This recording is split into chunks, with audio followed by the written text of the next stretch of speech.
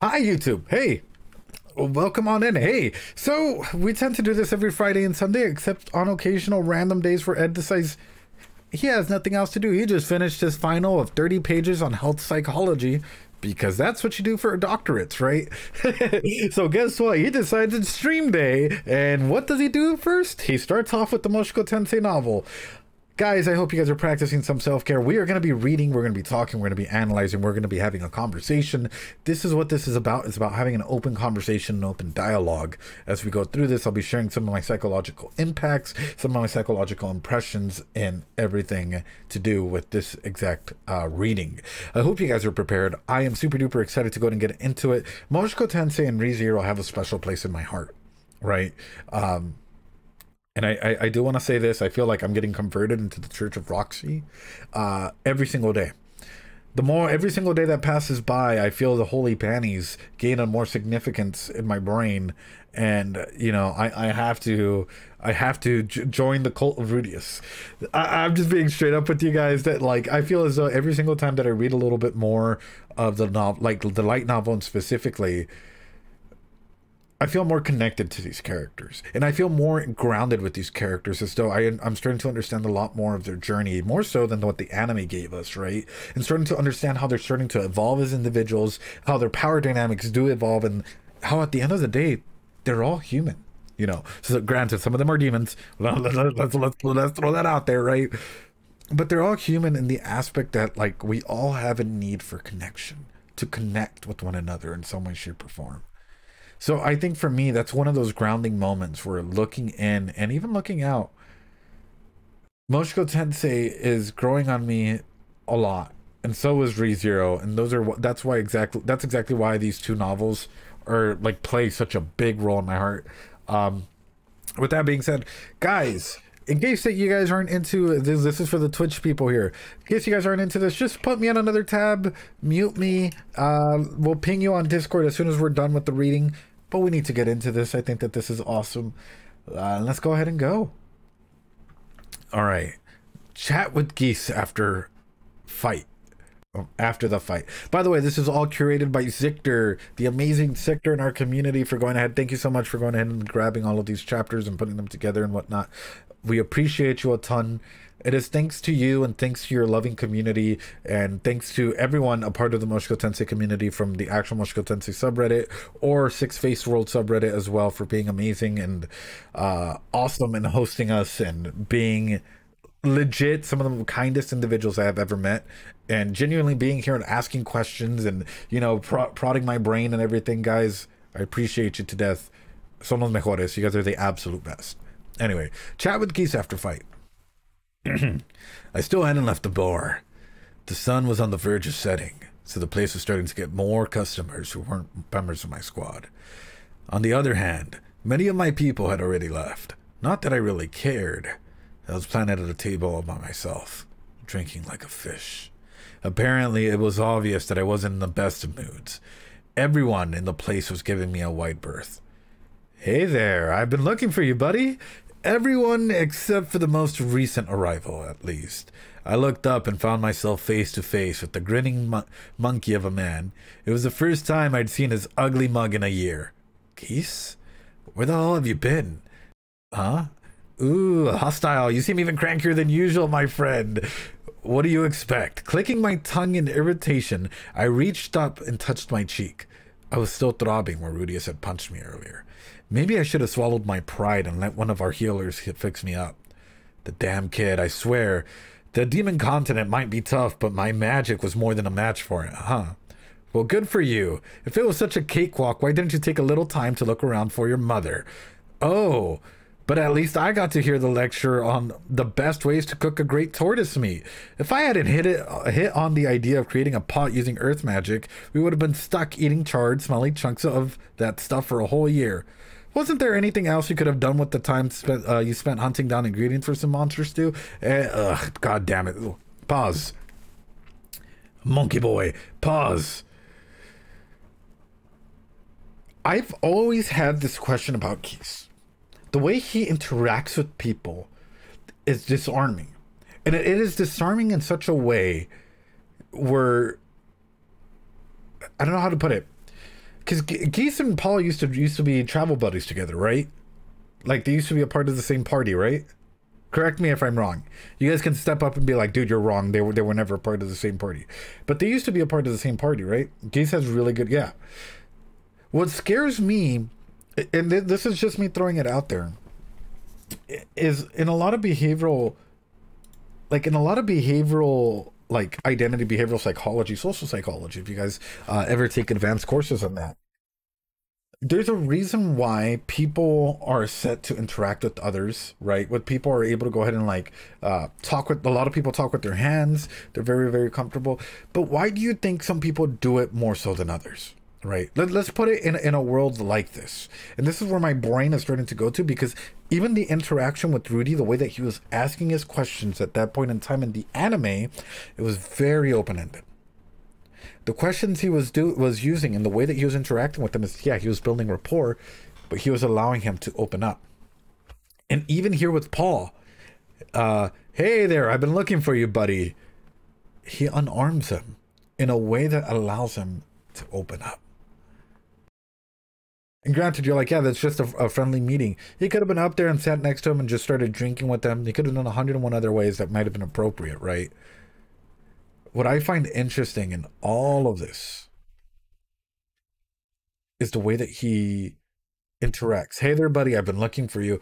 Ooh, hostile. You seem even crankier than usual, my friend. It's that playfulness. It's that playfulness that for me gets me going. It makes me wonder, in particularly, psychologically speaking, if he's there, yeah, that's his friend. But if he has a bigger purpose in this giant role of the story. The author has a fantastic way of introducing characters, right? But no characters introduced for no reason. Don't click out, just put me in mute, put me in another tab. So what I'm getting at is, like, for example, I think it was one of the like behavioral training things where some spies, right, Americans, Westerners tend to talk a lot with their hands, and a lot of the Eastern individuals in the special forces, whatnot, started mimicking that. Why? Because it's a lot easier if we're having a conversation for me to be able to pull out my gun and shoot you, or do whatever, you know, needs to be done in that situation without alarming anyone if I'm doing rapid gestures with my hands, as opposed to being perfectly still and all of a sudden moving my hand. That's the type of psychology that I'm looking at here. I'm looking at the type of psychology, not even the micro expressions because it's all text, right? But I'm looking at the type of psychology that's done in just the unarming of an individual. The social psychological impacts of someone coming in, right? And like just being able to go ahead and like amend stuff, lower a person's guard and get them to open up with those open-ended questions. That's huge. Sorry. That's why I'm like, for me, I think that's pretty much awesome. All right, back to it. And then, just to top it all off, you got the nerve to accuse me of cheating. I haven't even thought about touching a woman in the last year and a half. You smug little moron. You didn't do a thing to help, and you think you have the right to get on my case? Oh, you didn't know, huh? Great excuse. If you'd actually bothered to look at the world around you, Xanath or Lilia might be back here with us right now. Seriously, what a joke. But his monologue right here. This monologue that he's doing. Yeah, let's talk about self-reflection moments for a second for Paul. Yeah. I was scared that Ed might read after the first season. I'm an animal-only viewer. Let's talk about this for a second. That damn kid. The demon continent was tough, but my magic was more than a match for it. Huh, well, good for you. If I was such a cakewalk, why didn't you take around? I know we got a hint of this earlier in terms of Paul's self journey. We got a hint of Paul's like feeling as responsible and feeling all that guilt and earlier in one of the novel readings. This is huge. Yeah, he is projecting. There is a lot of projection in terms of like, you know, why didn't you take a little time to look around for your mother? I know he's been struggling. He's been caught in a world of responsibilities. But the way that this is going through, it's the way that we talk to ourselves. It's that self-talk that we do to sometimes calm down. It's a-okay to have situations like this. But I am super duper curious for him, you know, because even the whole accusing me of cheating, dude, we all do this. We all go through scenarios like this, and I think I can attest to it. I'm sure you guys can as well, where someone pisses you off and you're like, oh, well, fuck that dude. He doesn't even know what the fuck we're going through. You know, we do that self-talk in order to go ahead and calm down. In that self-talk, a lot of our own personal story is told. And through that personal story, we often project instances of our own guilt. This is why I find this beautiful. When we get a monologue like this, what do we get, right? What genuinely do we get in a situation like this? We get a situation where in our brains, we even structure shit this way, right? Magic was more than a match for it. First one, right? If I hadn't had the idea of creating pot using earth magic for a whole year. Third one, and to top it off, you accuse me of cheating. You haven't even touched a woman, you smug little moron. Even throughout all this hatred, right? Even though he's over here like shutting him down, why do I get the feeling that there is still instances of pride, like actual, like, he might be mad at someone, but you're also still like, can't believe he talked to me about creating, you know, eating, how to eat a tortoise correctly and all of these things. It's like moments of proudfulness that his son was able to go ahead and survive the demon continent, even in a moment of self-talk down. I look at this, and if I was reading this, if I was just going through with the anime perspective, I'd be like, oh, he's just shitting on him, you know, it's just negative self-talk. But no, I'm seeing different layers here. I'm seeing the layer of a little bit of projection, which does happen, especially with roles and responsibilities towards everyone. The difference between displacement is when we get angry at something, right? And instead of like taking it out on that individual, or like not taking it out on the individual, like addressing it correctly, we like punch a wall. Or we kick something that shouldn't be kicked, right? Like, you know, the TV screen or whatnot. But projecting is often what we do when we take up, like, you know, ourselves and we throw it onto other people. Might need to learn more about psychology for character writing. It's beautiful, dude. Novel is way better than the anime. It's clear that he's angry at himself for being powerless. Absolutely, Masha take. And that's exactly what I'm getting at. But there's layers to this. There's layers to this paragraph, to this self-talk that he's having, right? Because he's clicking his tongue in irritation, right? Clearly something in there affected him. Something in there triggered something in him. So there is that level of like, he's like, but it's because he's been checkmated. Straight up. Neko just put it in the best words possible.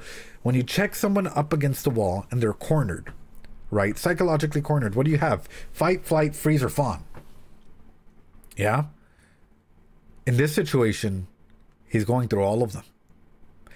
He's frozen at the bar. He's fighting internally. He's trying to find ways, because at the end of the day, he did, like, you know, we know what ends up happening with him, with Rudy telling him to open his arms in that hug from the anime, right? We know what's going to end up happening, right? And there's still moments of like him trying to go ahead and like displace or project moments. This is why I'm saying this monologue might seem like a simple monologue to most people, but as a psychologist, if I'm hearing this, right? If I hear, let's say Paul was in front of us, right? And he's going through this. And Paul's like, that damn kid, I swear the demon content might be tough, but my magic was more of a match for it, huh? Well, good for you. If it was such a cakewalk, why didn't you take a little time to look around for your mother? Oh, but at least I got to hear your lecture about the best way to cook a great tortoise meat. If I hadn't hit the idea of creating a pot using earth magic, we would have been stuck eating smelly chunks for the whole year. Wasn't there anything else you could have done with that time you spent hunting down ingredients for some monster stew? Hearing that, just those two paragraphs, we're not even going into the rest because, god damn it, it's also like internally. I'd throw it out to him and I'd say, so what about your responsibilities, right? So what do you think about your responsibilities and your roles that have been placed on you when you're mentioning that he'd spent a lot of this time hunting down ingredients for some monster stew instead of searching around for his mother? Do you think that it is a projection of yourself in the terms that you also spent a lot of time helping out others that were displaced in this displacement incident and weren't able to look for your wife and children? Huge. Fucking huge, bro. That's why I'm saying there are aspects of projection in this. Huge. Where it's that self-talk. And then that's what I'm saying. That self-talk is so healing. It's so beautiful. And this little monologue is just, it hits all the points. I'm sorry if I'm spending too much time on this, but it's just, it's calling out to me, dude. And I'm just like, oh man. Oh man. It's still displacement if you take anger out on exactly what's making you angry. That if you're no. So displacement is when you take it out on something that like it shouldn't be there, right? Another aspect of displacement is like at that point it just becomes violence, right, or abuse or whatever you want to go ahead and call it, like assault, whatever. If you actually like hit someone in front of you or whatnot, right, you're not able to control your emotions. Displacement would be like you say YouTube person is like, I hate you, Ed, blah, blah, blah, blah, blah. And I grab my keyboard and I chuck it and break it. And I start hitting my monitors because that's how I deal with my emotions. That's displacement, right? I'm not taking it out in a healthy way. I'm using something else to substitute my emotions. Every second spent on it is, yeah, I'm fucking impressed by the level of writing in this. Huge. Absolutely huge. Anyway. Oh, you didn't know, huh? Great excuse. If you'd actually bothered looking at the world around you, then Lilia might be back here with us right now. Seriously. What a joke. From the looks of things, I guess you haven't bumped into each other yet. Grinning to himself for some unclear reason, Geese ordered something or other, presumably booze. The man was a heavier drinker even than Tallhand, and Tallhand was a dwarf. Hey, Paul, make sure to stop by the Adventurers Guild tomorrow, all right? Why? Because I think you'll run into something interesting. Someone interesting? Geese apparently thought this meeting would improve my mood. Given the timing of his arrival and who I'd run into today, it wasn't hard to guess who he meant by. You talking about Rudy? Pouting a little, the old monkey scratched at his head. Huh, how'd you know that?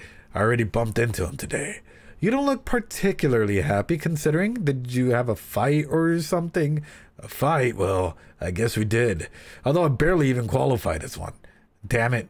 Just thinking about it got my face aching again. What happened, Paul? Tell me all about it. Geese got up and pulled his chair over next to me with that friendly face of his. The man always had a talent for listening to people's problems. This wasn't the first time he'd stuck his nose into the business and encouraged me to gripe. All right, get a load of this. I went ahead and told Geese what happened earlier. That's a whole other picture. Yeah, this is beautiful. We're stopping there before we continue because this is another big thing. Okay. In a social psychological perspective, how do we connect with one another? Straight up. And I'm going to ask this to you guys as a way so you guys can make this connection to what I'm talking about when I mean Geese is highly emotionally intelligent, which for me, it raises some flags. I'm not going to lie. If you're sitting down and someone comes and talks to you, at what level do you wish for them to speak to you at? I know this sounds fucking weird. Sounds like a weird question I'm throwing out there. Emotional intelligence is phenomenal. Don't get me wrong. Okay, you're sitting down. How so do you mean? A guy comes, you say you're sitting down or you're laying down right now. A guy comes to, like, you know, walking up to you. Doesn't sit down, is just standing over you and talking to you. How do you feel? Are you uncomfortable? A lot of people are. Because that's a power over situation. If a person is standing and you're sitting down, power over. A lot of people don't think about this naturally, right? A lot of us just follow it subconsciously. If a person comes up and like sits at your level, you're probably going to be a lot more comfortable. Of course, with a little bit of space, right?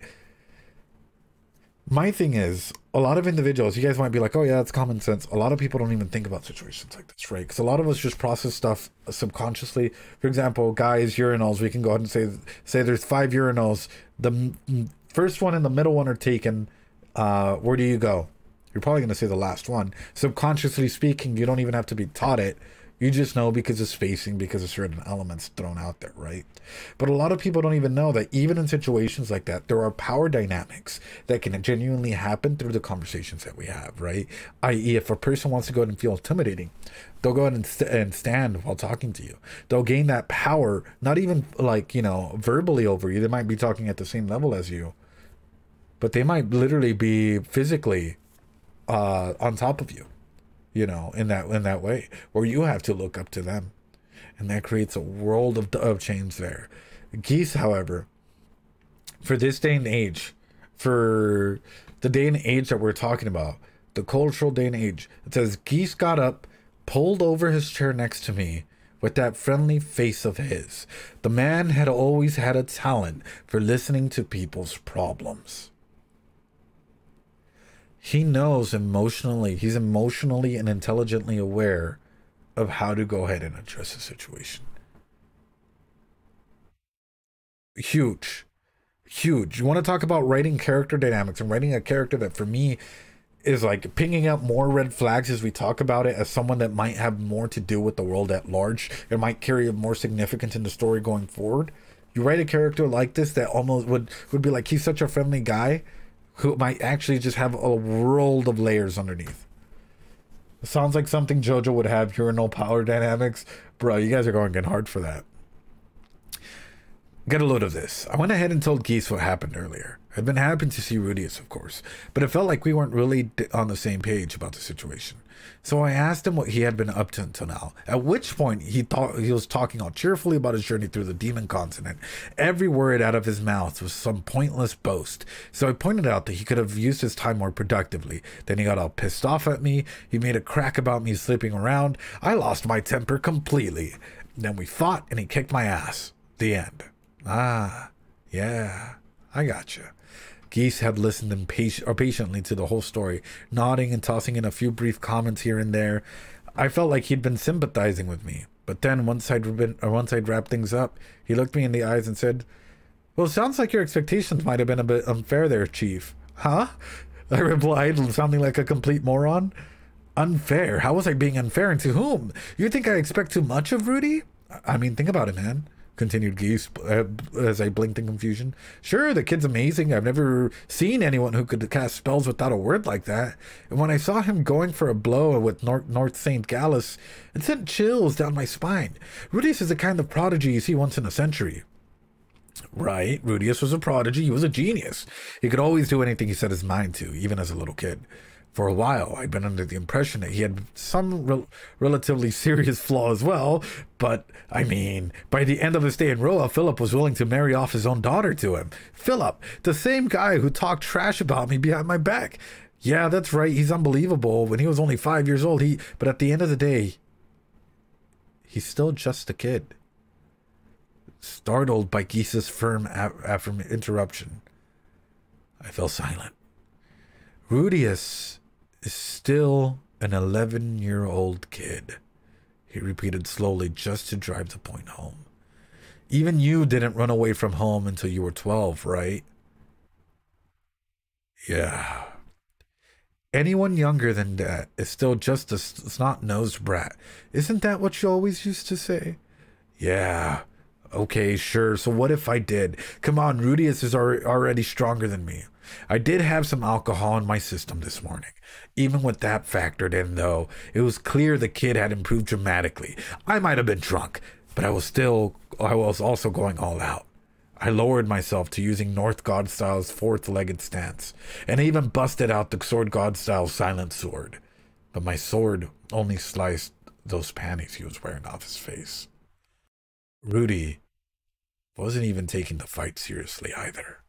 The fact that none of my people suffered anything worse than a few minor injuries was proof enough of that. It was hard to say just how he'd grown as a fighter since the last time I saw him. But even at the age of 7, he was cleverer than me. Now he was both smarter and stronger than I was. What was so unreasonable about expecting him to accomplish more than I could then? His age has nothing to do with his capabilities. Paul, what were you doing when you were 11 years old? As I recall, I spent most of that year at home training with the sword and getting chewed out by my old man. He found reasons to complain about every little thing I did. I took every chance he could to smack me around. You think you could have survived in the demon continent back then? You're forgetting one small little detail here, Geese. Rudy found himself a demon bodyguard. Remember, the guy who speaks human, demon god, and beast god? And he's strong enough to take down an A-ranked monster single-handedly. Anyone could have made it back with a chaperone like that. Nope. Geese declared confidently.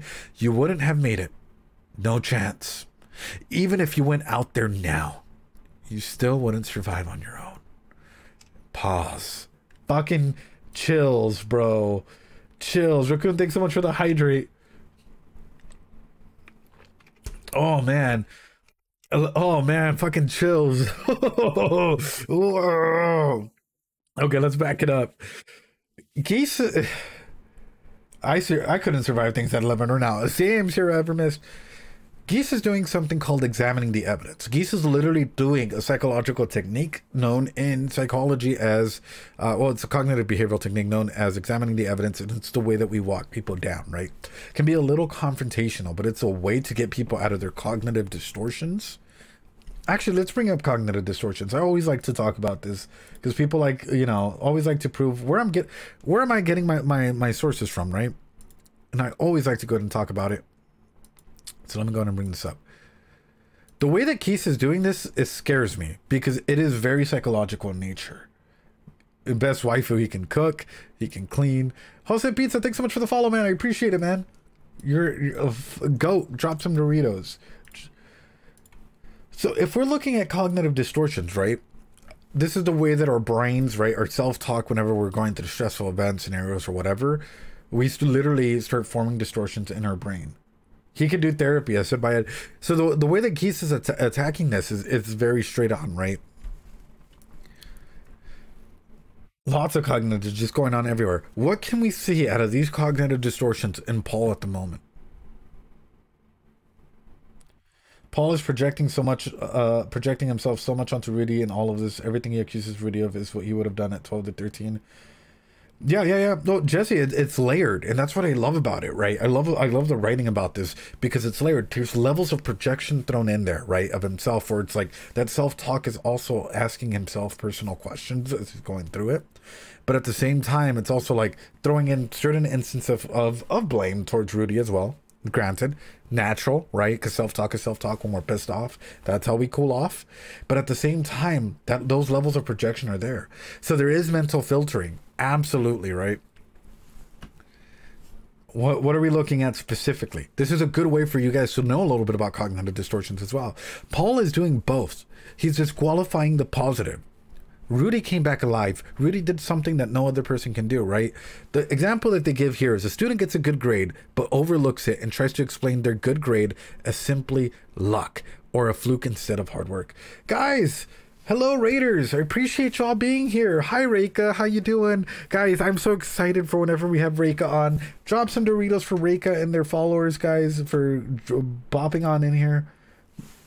Guys, in case you guys don't know, and you guys just came in from Reika's chat, hi, I'm a psychologist. I tend to go ahead and analyze video games, anime, everything in between. We're currently analyzing a Moshiko Tensei light novel chapter. I attack. You do attack, and you protect. Welcome. And most importantly, you a snack, right? The thing I did as a kid, I'm just good at test. Yeah. So disqualifying the positives is, oh yeah, no, it's just simply luck. It's fluke he got here, right? It's not that he took a long time to get over here and, like, you know, fight or did everything he needed to do. Guys, if you guys can do me a huge favor and go follow Reiko the Shark, an absolutely amazing creator. They've been playing a lot of Resident Evil 4 lately, and I've been all part of their streams until late at night.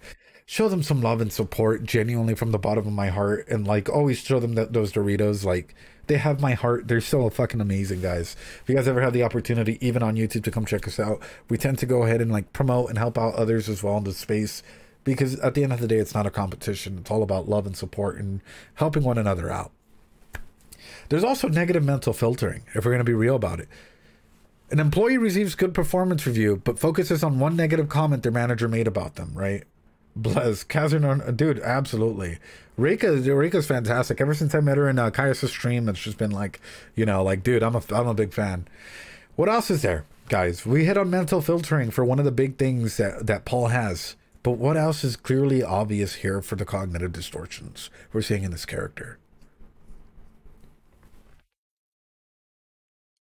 Anybody?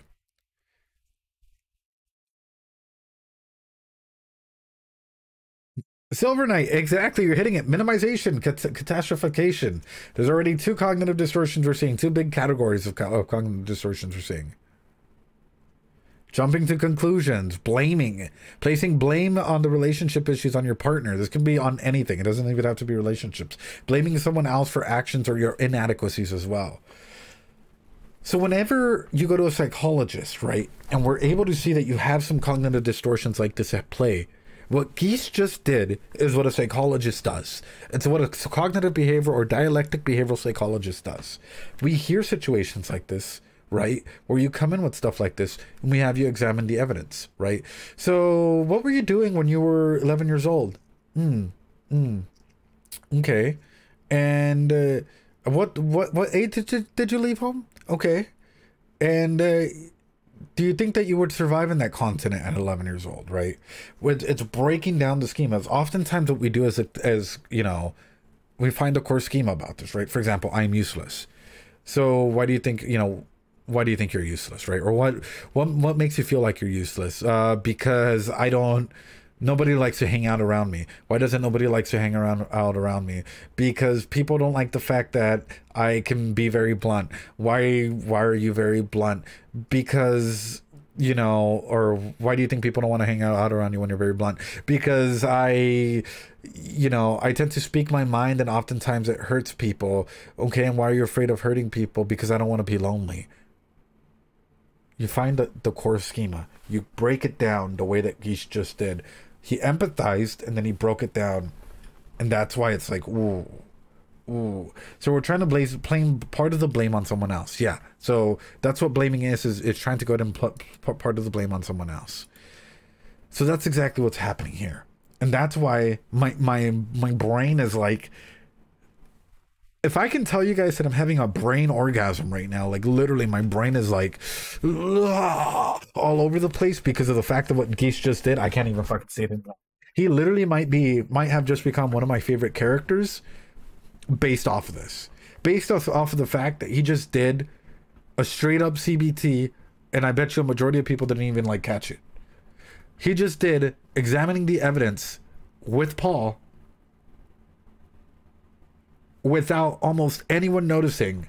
And I wouldn't have noticed as well if I hadn't thought about it. I was like, wait a minute, that sounds a lot like my line of questioning as well as confrontation, right? Because in therapy we even have a process called rupture and repair, right? Which is, if things are and this goes for anyone, if things in your relationship with someone is getting too comfortable, I can go in there and say, for example, let's say Masha Tank, right? Masha Tank is over here talking about, like, you know, possibly breaking up with his partner, so on and so forth. And I'm his friend and he's opening up to me, or I'm his therapist and he's opening up to me about all these things. And I'm like, okay, Masha Tank. So then I have a question for you. If you're thinking about breaking up with your partner because you feel as though they're cheating on you, why do you have Tinder installed on your phone? It's a good way of, like, all of a sudden, wait a minute. Whoa, you know, it's like, whoa, back it up. It's like you're already setting yourself up for that. So that's what I'm saying. Geese, the way that he approached this, huge. Like, I'm blown away. I'm breaking up because they disrespected your god, Roxy. Yo, Reika, by the way, how was your stream, dude? Tell me all about it. I hope your stream went really, really well. Is he the monkey race, I wonder? Anyway. Let me take a little bit of a drink here because that was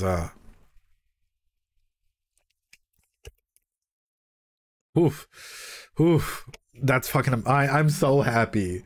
I am legit so I can't even express it enough, dude. I'm like legit about to fucking like tear up because that's beautiful. Whoa. I did not expect to see realistic, like, I know the show, and especially like a lot of the novels we've been hitting on, like, have been realistic in so many senses, right? But the fact that we get someone with such emotional intelligence that's able to go and do that in a way, huge. Anyway, nope, Geese declared confidently, you wouldn't have made it. No chance. Even if you went out there right now, you still wouldn't survive on your own. I can't say hearing that put me in the best of moods. It didn't help that Geese was still smirking at me from across the table. That man is seriously irritating smile. Ha, fine, doesn't that just prove my point then? Rudy pulled off something I couldn't. My son's a prodigy. He's already standing on his own 2 feet. I've got nothing left to teach him. Was it wrong of me to expect for him to put those talents to use? Huh? Am I really in the wrong here? Yeah, you are. But that's nothing new, hey? Still smirking, Geese paused for a moment to chug down his beer he'd just handled. That's the stuff. You can't get booze like this in the Great Forest, you know? Geese, okay, no need to shout. Geese smacked his wooden mug down on the table and looked at me in the eye, his expression suddenly much more serious. Listen, Paul. You've never been to the Demon Continent, have you? So what? It was true. I never had the pleasure of visiting. I mean, I'd heard rumors, of course. Everyone made it out to be a dangerous place where you'd run into monsters every time you took a walk and had to eat them to survive, but lots of monsters? Sounded like something I could deal with, honestly. Well, it was where I was born and raised, remember? And in my considered opinion, the whole continent is bad news. You know, you never really talked about the place, now that I think about it. What's so awful about it? First of all, there's no proper highways. They have roads between towns, of course, but you won't find anything like those safe, smooth, monster-free ones they got on Millis in the central continent. If you're traveling anywhere, you better be expected to be attacked by C-ranked monsters, or worse. Okay, I knew the place had a lot of monsters, but C-ranked or worse? On the central continent, you'd have to go deep into the forest to find anything that dangerous. Many monsters at that rank traveled in large packs, or had some lethal special ability. I feel like you're exaggerating just a little there, Geese. Nope. I'm not telling you any tall tales right now, man. That's just how the Demon Continent is. The place is crawling with nasty monsters. Geese looked perfectly serious. But that's how he usually looked when he was lying to you. I wasn't going to fall for this crap this time. Now, let's say we dump a kid out there in the middle of a place like that. This is a real talented kid, mind you. But he's got no real-world combat experience. Right. No real-world experience, huh? Something like we were talking about Rudy again. Come to think of it, I never heard him actually getting into any actual battles before, but he'd apparently managed to fight off some would-be kidnappers of Roa, and Ghislaine thought he might be able to beat her if he had enough distance at the start. I didn't know a single sword fighter better than Ghislaine. If she could close in on him safely, then there probably weren't 1,000 people on the planet capable of beating him at his ideal range. All in all, the lack of hard experience didn't seem like such a big deal to me. Didn't Alex R. Kallman, the second North God, cut down the Sword Emperor in the first battle he ever fought? At this point, a grown-up appears and offers to help the kid out. The guy's a demon, a really strong one. In fact, he's a Superd. You've heard of them, I'm sure? Of course. To be frank, I wasn't sure I bought that part of the story. From what I'd heard, there were only a handful of Superds left on the Demon Continent. So the kid has someone offering him aid when he's in desperate straits. The guy is willing to help him navigate a place he knows about. And the support is terrifying, of course. He has no idea how this guy might react if he refuses. You basically have to accept that offer, right? Yeah, probably. But as the day rolls on by, clever little Rudy starts to ask himself a question. Why exactly is this guy helping me out anyway? Sure. That did sound like Rudius. The question might never occurred to me, but the kid was always sharp about that sort of thing. I'd known just how weirdly perceptive he was ever since the day he stepped in to save Lilia from Zenith's wrath. Problem is, he can't figure it out. He doesn't know what this guy's really after. Well, how would he? You can never really know what a stranger's really thinking. That's the whole reason guys like Geese manage to make a living. The Superd's helping out for now, but he could abandon or betray them someday, or so Rudius thinks. And that's why he decides to try and get on the good guy's good side. I don't know about that plan, Geese. Does Superd even have a good side?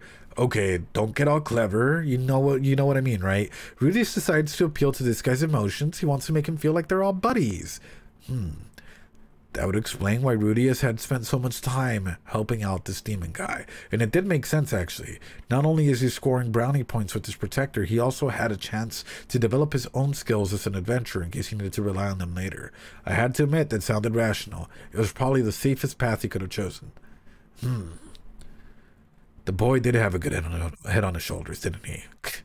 You'd think that kid, that smart, could have found some time to look around a little, too. Geese held up one hand and his fingers spread out his fingers. He is in an unfamiliar land, he said, folding one down. He's on his first adventure ever. No matter how smart he is, this is all brand new to him. He needs to learn the basics fast before someone takes advantage of him. He's trying to keep a demon who might betray him at any moment happy. Oh, and he's got a little pal tagging along beside him who he needs to protect. By the time he'd finished with this recitation, Geese had run out of fingers. With a little shrug, he moved on to his closing argument. If he'd also managed to comb the continent for the other people he'd been teleported, well, that would just make him a superhuman. Seriously, I'd give this kid a spot in the 7 great powers. Stop. Do you guys know what's going on?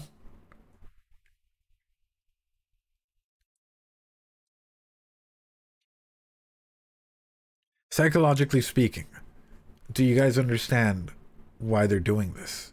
Why Geese is doing this? Geese just switched his approach. The author has to have some sort of psychology background. Not a background, but at least an understanding, or might have researched a little bit into psychology.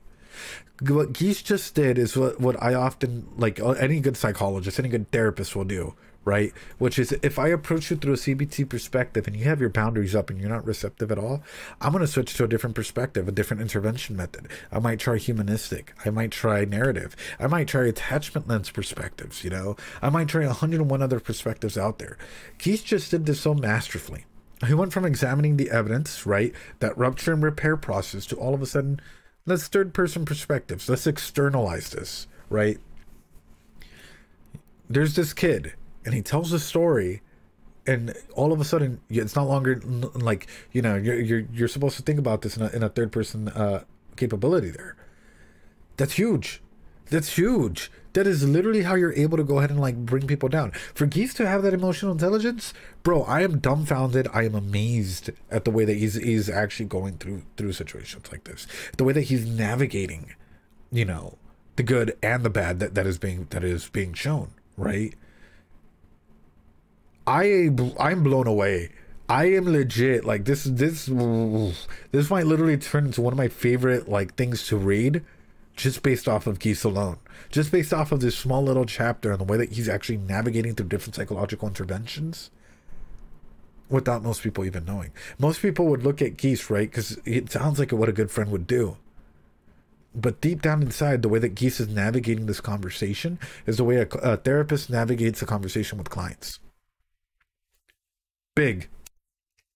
Big. Big.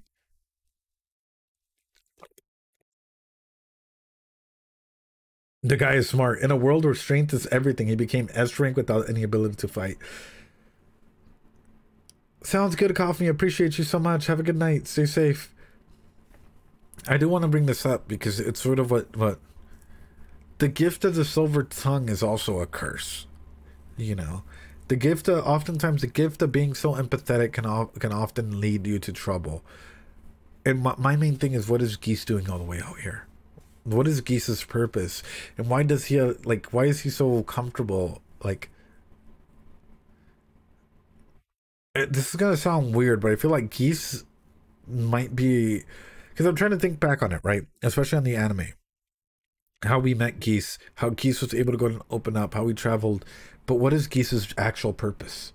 Why is he here? Why is he traveling?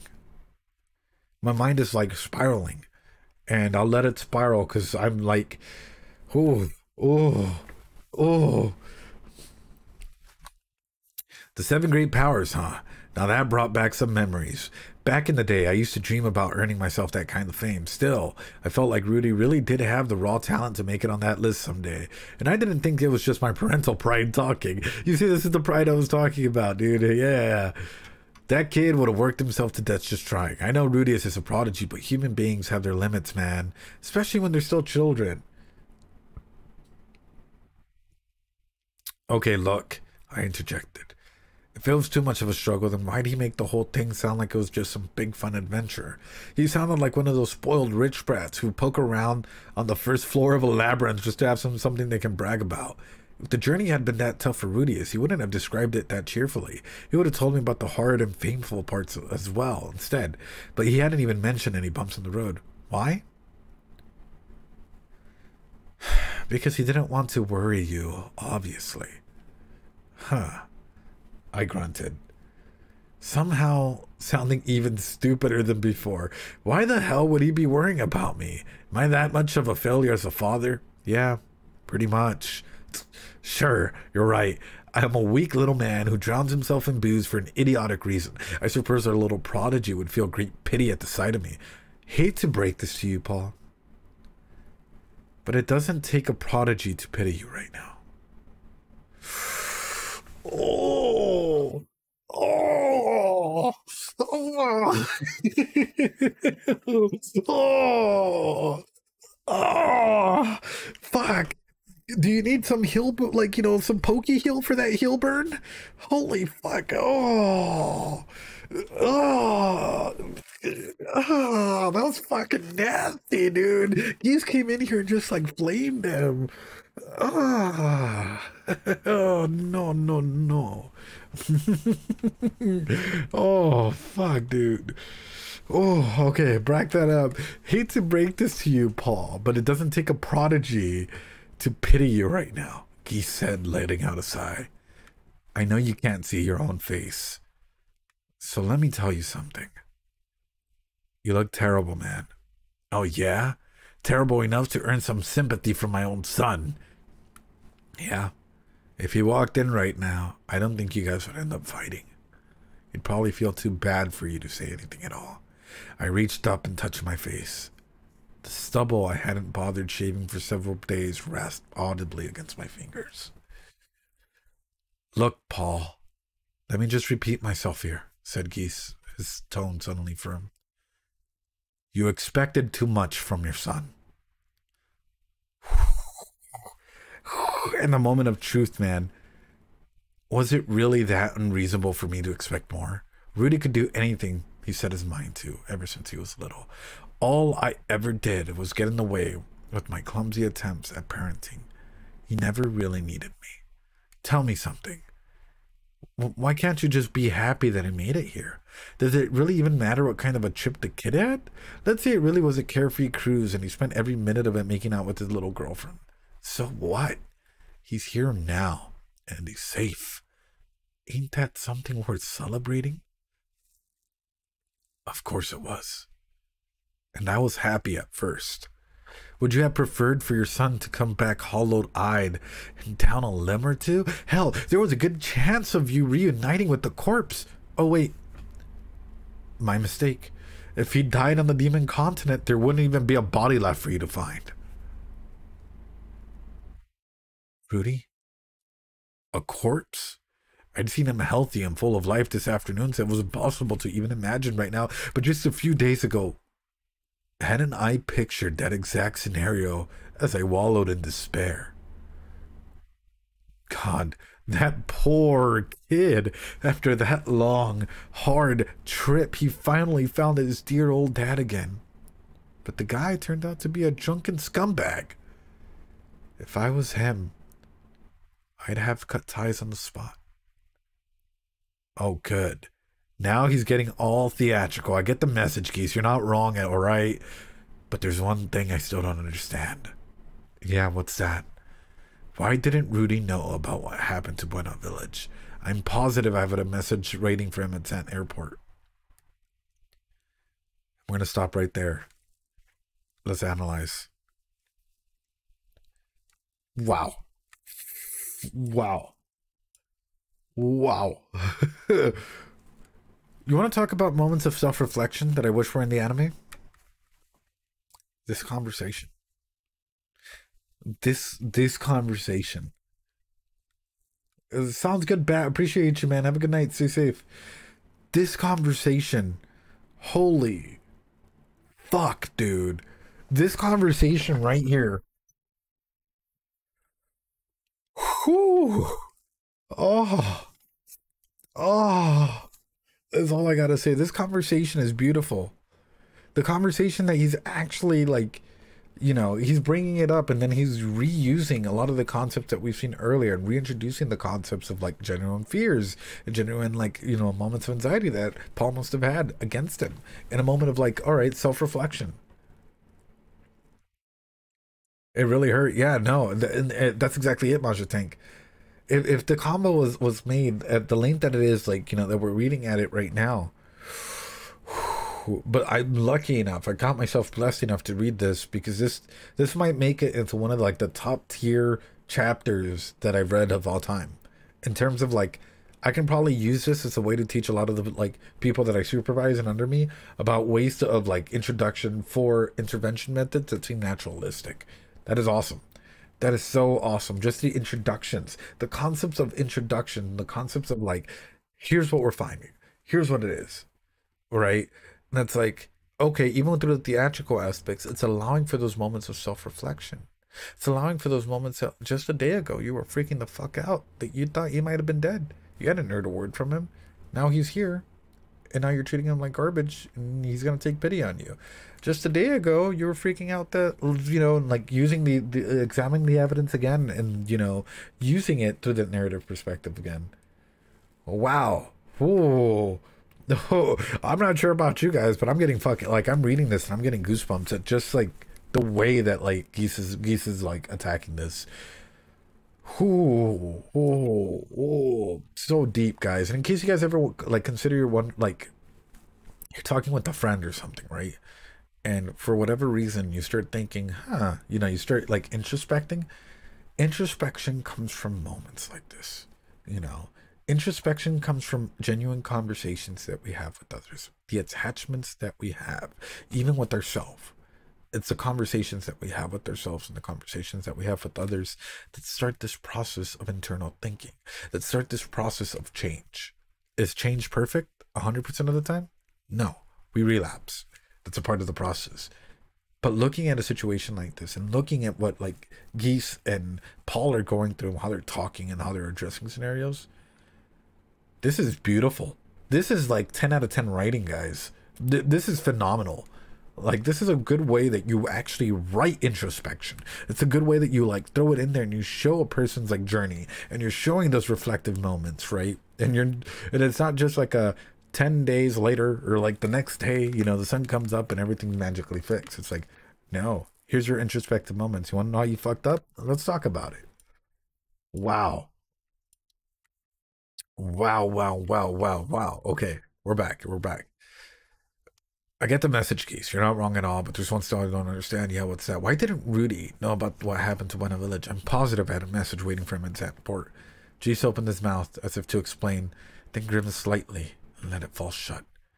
I recognized that expression. It meant he was hiding something. I don't know. He probably just got unlucky and didn't notice it.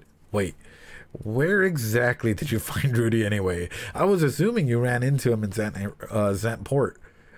Didn't know where Geese had been for the last year. But Rudius had come to Millis from the north, and Zantport was only one city up in that direction, big enough for Geese to really thrive in. I definitely left a message for Rudy in that city, and on top of that, we had members of our squad stationed there. Their job was to gather information from any traveler crossing over the Demon Continent. If the kid was an adventurer now, he'd obviously would have stopped at the guild, right? I met Rudius in the Dolda clan village, actually. That was a real shocker, let me tell you. He'd managed to get himself locked up, naked, in a jail cell on charges of assaulting their sacred beast. Naked? In a beast folk jail? Are you serious? I'd heard about this from Ghislaine for members in the Doldai tribe to be stripped naked, chained up in a jail cell, and doused with ice-cold water was the greatest of all humiliations. They'd almost never subjected outsiders to such treatment. But when they did, it usually ended in the prisoner's death. I tossed some water on Ghislaine as a joke once, and she glared at me like I killed her parents. So, what happened there? What? Didn't Rudy's tell you about all that?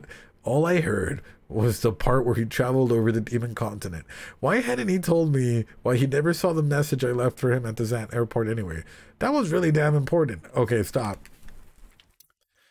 Isn't that interesting? Because Rudy was just like, okay, vacation time. I guess I'm just going to fucking chill here. You know, I'm going to lay naked, scratch my butt a little bit, talk to Geese.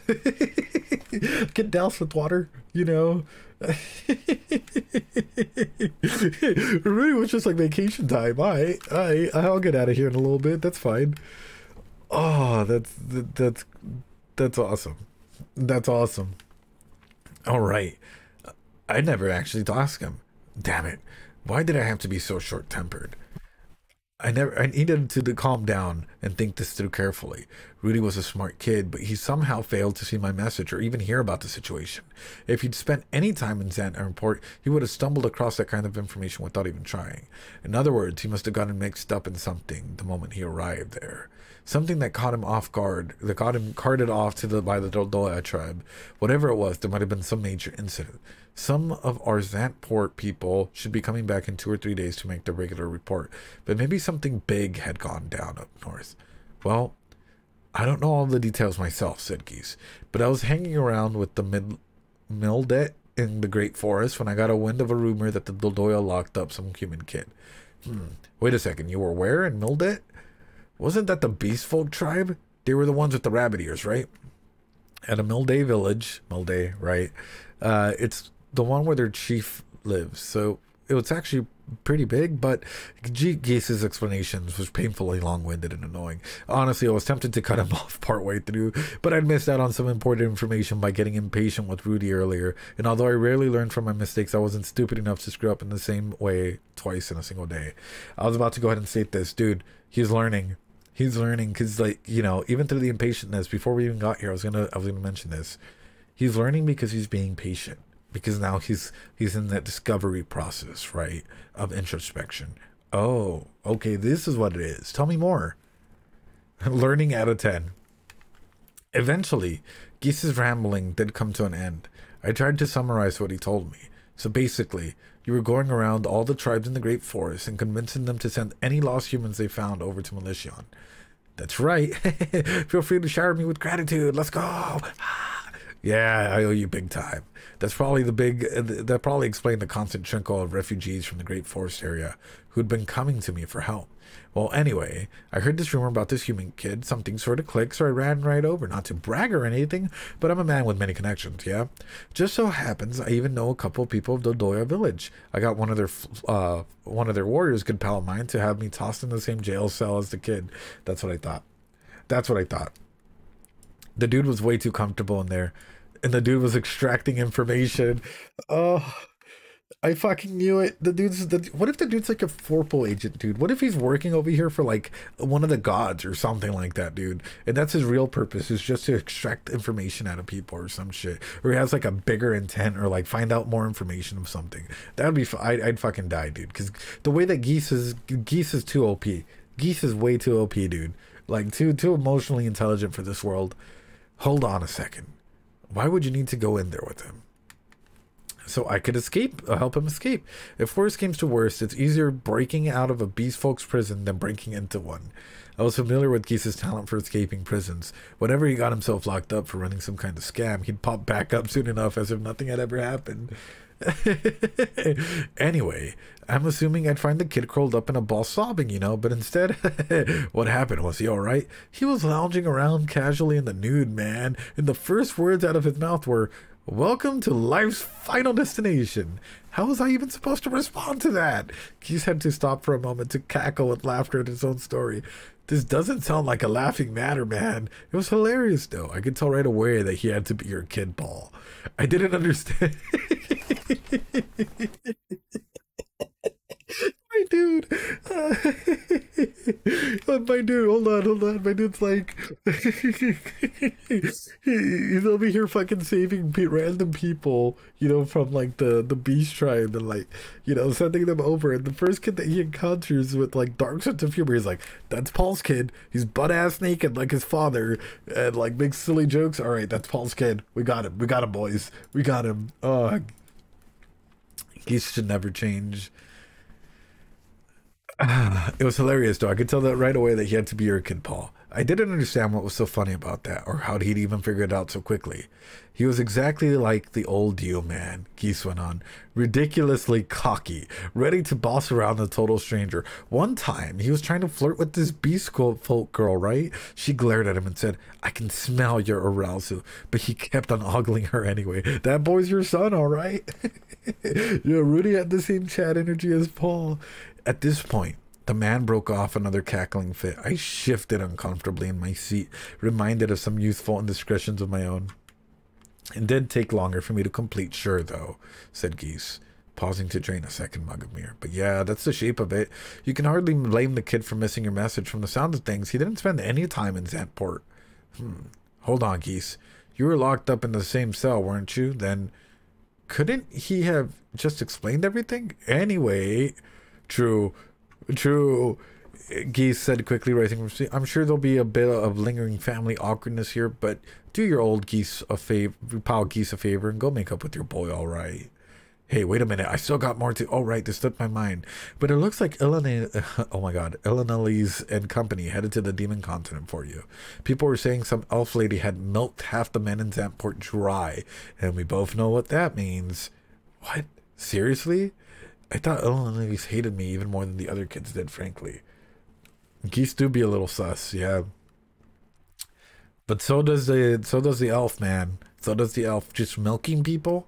What is she doing? Like, okay, if she's out here literally just milking the entire continent, like, oh, thanks so much for the hydrate, Raccoon. I'll take a sip. Appreciate you.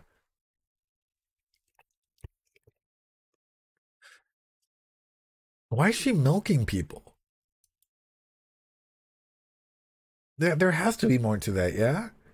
Like, is she milking people for energy, or like, is she milking people for a specific reason? Like, is there something that has her go and milk people? That's something that's been on my mind for a bit, dude. Because it's like, it just doesn't make sense for, especially considering the realistic aspect of all the characters and the way that they've been written. Like, yeah, a character can love sex and do 101 things. No one's gonna shoot that down in any way, shape, or form. But the way that she's been written, it's like sex isn't even used as a form of like, because this show loves to use sex in many different ways to explore a character. But that's sort of where my mind's at. I'm wondering if sex in this way is used more as a curse than it is as a pleasurable form. Because milking half a port dry, that takes a lot of work, man. I'm waiting for the Illinois like OnlyFans now, dude. I find myself playing tricks and arranging stuff for pretty fun, so I don't find Geese that sus myself. Oof. What? Seriously? I thought Illinois hated me even more than the others did, frankly.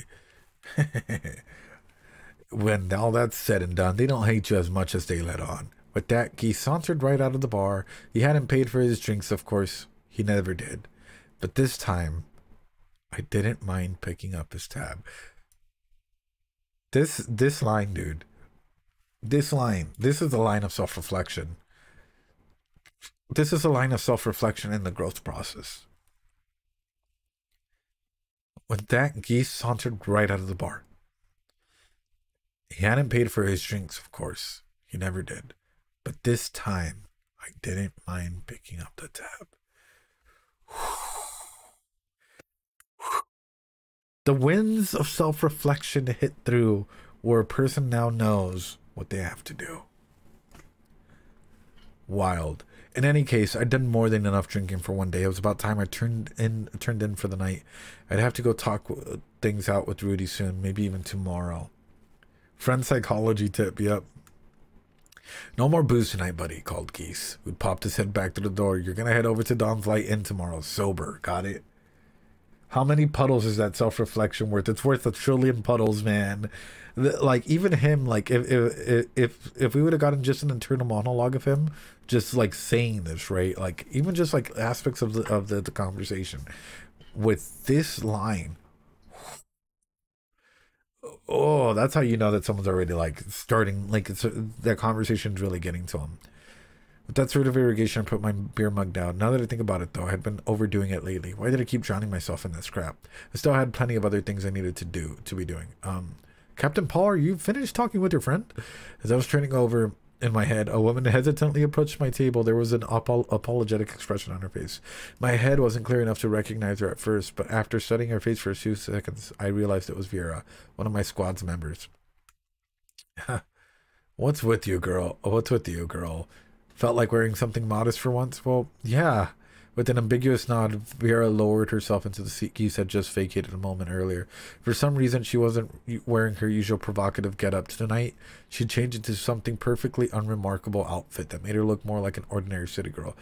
I was worried that what happened with your son earlier might have been my fault, sir. What? Why would you think that? Well, it seemed that way. The way I dressed might have caused him to misunderstand the nature of our relationship. That's got nothing to do with it. The little punk took one look at the size of your chest and jumped to his own conclusions. There was a reason Vera dressed like she did. The woman had been an ordinary adventurer back in Vitoa, but the displacement incident had left her stranded in the Millis continent without any equipment to speak of. She was quickly captured by a gang of bandits who treated her as their plaything. It was the kind of nightmare that would leave most people broken, but she managed to put it behind her through sheer willpower. Yeah, Victor, I agree with you. This woman is such a badass. Guys, this woman is such a fucking badass. And also, it might be that she put it behind her or like at the moment, but here's the thing, and I'm gonna be straight up with you guys. In moments like this, you know, most people don't feel the effects of trauma because people will repress that trauma, especially if they aren't able to talk it out and whatnot. It takes years of therapy to really go through um like moments of big trauma like that, you know, but or like years of even self-reflection. But even to just be able to repress it enough for her to be able to live a normal life is huge. That takes a lot of willpower. That takes a lot of self-preparation and knowing oneself to take those steps forward. That's huge. That's like, however, we'd also taken a girl who hadn't bounced back so quickly, her sister Shira. Even now, Shira trembled uncontrollably every time a man so much looked at her, and we had a number of similar cases in our squad. In order to protect them from unwanted attention, Vera had started wearing a deliberately skimpy suit of armor to draw males' eyes in her direction. She was also the member of our squad most adept at comforting and caring for women who'd been just subjected to that sort of trauma. As a man with no way understanding that specific kind of pain, I considered her an indispensable part of the team, and she is. She is. People like that. People who you can open up to emotionally, who can bond with you based on your trauma that you've had, and who get you to like heal and open up and trust. And you know, because sexual trauma is huge, man. Sexual trauma will fuck you up, dude. That's oof. We didn't have a sexual relationship, of course. The idea was ridiculous. It wasn't your fault. We clear? Yes, sir. Still looking a bit dejected, Vera got up and shuffled back over the table where the other girls were sitting. Looking around the room a bit more carefully before, I noticed more than a few people were watching me with obvious concern in their eyes. Oh, for crying out loud, don't look at me like that, you morons. I'll make up with them tomorrow, all right? I pushed back my chair, stood up, and stomped out of the bar. When I'd returned to my room at the end, I found Norrin already asleep. I poured myself a cup of water from the pitcher on the table and quickly drank the whole thing. The lukewarm water fluid coursed its way down my churning stomach. I could feel myself gradually sobering up. I'd always had a high tolerance for alcohol. I did get plastered when I drank a lot, but the effects never seemed to last too long. As the fog in my head slowly began to clear, I looked down at my daughter, who was curled up in the bed clutching her blanket, and stroked her gently on the head. I felt so sorry for Norn. I really did. With a father like me, she had to have plenty of complaints. But she always kept them to herself and tried her very best to smile. If I ever lost her, I wouldn't have the strength to go on living. Whew. Oof, I wish they would have kept that in the anime, guys. I'm not gonna lie. I genuinely wish they would have kept the two sisters in that interaction in the anime, because that huge. Huge. Daddy? No one shifted around the bed just a little bit. It seemed like I had woken her. She was probably just sleep talking. Lauren wasn't like Rudy. She was an ordinary child. I had to keep her safe. Suddenly an odd thought occurred to me. If Rudy had been an ordinary child as well, wouldn't he be sleeping in this room with Norn right now?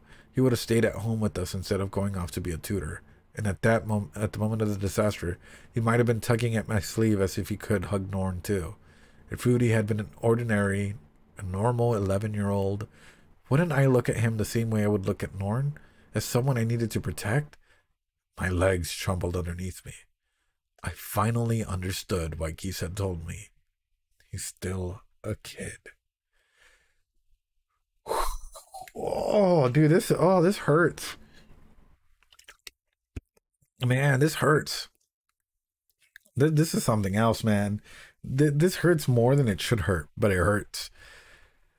I mean, yeah, Geese is right. And a big aspect like that, you know, It takes a while for people to fully understand what's going on. What difference did it make if Foodie was ordinary or not? How did that even matter? What if Norn had been the genius? Would I have spoken to her like that? If Norn had come back to me after going on an adventure, knowing of what had taken place, would I have told her I expected more? Once I started thinking about that, I couldn't fall asleep. I didn't even want to lie down in bed. I left her in, found a fire bucket full of water outside, dumped a whole jug's worth over my head, and then remembered the look on Rudius's face as he left the bar. I bent over and vomited, refreshed my memory, Paul. Who was it who hurt the kid that badly? Looking down on that fire bucket, I saw the face of a total idiot. Whoever this dumbass was, he was obviously the last man on Earth who had any business calling himself a father. Ah, shit. This might be tough. If I was in this kid's shoes, I'd cut ties without a second thought.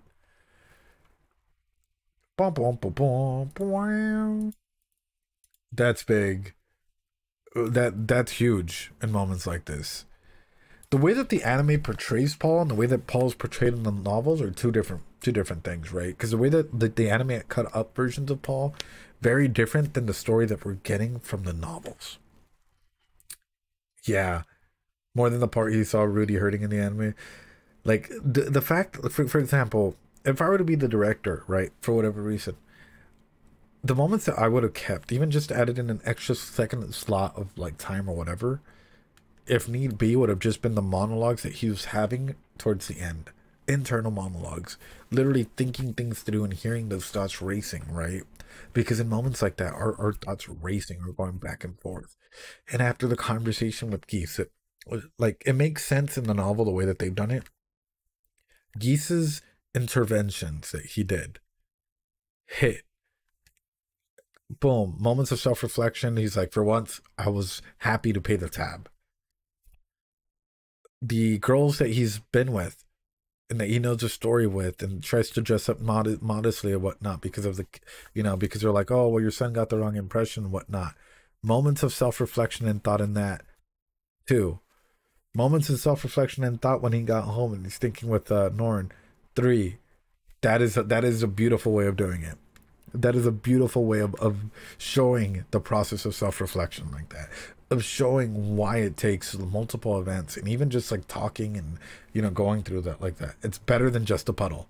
It's better than just a puddle, because this actually, we get an insight into his head. That's beautiful, man. I don't know. I think this chapter was really special in looking at the way that Paul actually self-reflected versus the way that Paul was shown to self-reflect, right? Chad for writing this chapter. He is. For you guys though, what do you think did it better? Did this chapter do a better job at showing Paul's process of self-reflection? Or do you feel like the way that Paul did it in the anime was better? I think the novel did it. I think the novel takes the cake here, dude. I'm gonna be straight up. The novel takes the cake for me. Yeah, the book definitely did it better. I feel like I was there with them. I understood the process, like the step-by-step process and the feelings that Paul was going through. Like for me, the feelings, legit, the emotional and cognitive thoughts and feelings that he's going through, step by step by step by step. Beat it, dude. Out the gate, dude. Out the gate. Beautiful. Beautiful. And I'm gonna throw that question out to you guys. Now going through something like this, was there something about this specific chapter that blew your minds or that you guys were really took you back? For me, it's Geese. It's the conversation. Of course, like the girls were amazing as well and whatnot. But Geese's conversational style. The anime showed the before and after, so it's still effective, but the novel gave so much more. If we're okay, hold on. The anime did a good job. Don't get me wrong. The anime felt like if they're like, yeah, we have Mexican food, and they bring Taco Bell, right? But the novel feels like some straight up amazing tacos from like an amazing taco place, like straight up like just delicious, authentic tacos. I don't know how else to explain it. It just feels real, man. Like the novel feels real. But that's sort of what I'm getting at. It feels as though the novel genuinely had the opportunity to show that. I think the part about comparing Norn and Rudy, and why does it matter if Rudy is a genius or not, marked me more. Yeah, that was huge. That's honestly like the last big moment of like, oh shit, oh shit. The last part that Paul realizes Rudy really is just a kid is huge, huge. But for me, it's like the process that got to that moment, right? The process of Geese getting him to that moment speaks volumes. The fact that Geese was able to go ahead and start this introspective moment for Paul without him, because if Geese hadn't have intervened, he would have still been talking to himself. That self-talk, that negative self-talk might have gotten bigger. You need one more episode to develop that. Honestly, I would have fucking loved that, dude. That would have been huge. That would have been huge. But overall, phenomenal, phenomenal, phenomenal chapter, guys. I'm so excited to keep on like doing this with you guys. I'm really curious as to how this is going to work when the new season starts and how we're going to do episode by episode on this. Let me know what you guys think. Let me know if you guys enjoyed this. Hit that like button, like, you know, subscribe. It means a lot. It means the world to me. But also, dude, follow us on Twitter. We tend to do a lot of like put up a lot of amazing psychological content, contest, everything and anything. And even like you guys might see horny Ed or evil Ed, or, you know, random Eds, random versions of Ed thrown out there, just either shooting down some very stupid opinions of people. I've even stepped up. I never thought, hold on, before we leave, I never thought I would ever go onto Twitter and start defending Moshiko Tensei. And here I was on a thread with Natalie and with Otaku Spirit and all these wonderful content creators defending Moshiko Tensei against some like emoji reactors. Just being straight up about it, dude. Just being straight up about it. There was this one guy who was like, oh, this is why Moshiko Tensei is trash, or it's like a show that promotes like I'm not gonna say it, but you guys probably already guess, because YouTube's gonna go ahead and like take it down the moment I say the word. Starts with the P, ends with an aisle, you know. And you know, just being able to go ahead and go in there and like drop comments and be like, what are you guys talking about? Like, are you just dominating all of that? But anyways, I'm super, like, for me it's like the community, the right community, and the genuine content creators in the Moshiko Tensei space that actually have something to offer and are able to like thrive and go off of that. And even the mods and stuff from some of the subreddits, amazing individuals that I've interacted with so far, amazing personnel just overall. I am so glad to have a lot of positivity around me. Otaku is spirited, dude. Yeah. Amazing individuals all the way around. And that's exactly why I'm like, yeah, I'm just glad to be a part of this community. Glad to be a part, like, doing this and analyzing and doing everything. With that being said, hit that like button, subscribe, join us on Twitter, join us on our Discord, dude. We have a bunch of link trees all around, so that should probably help out.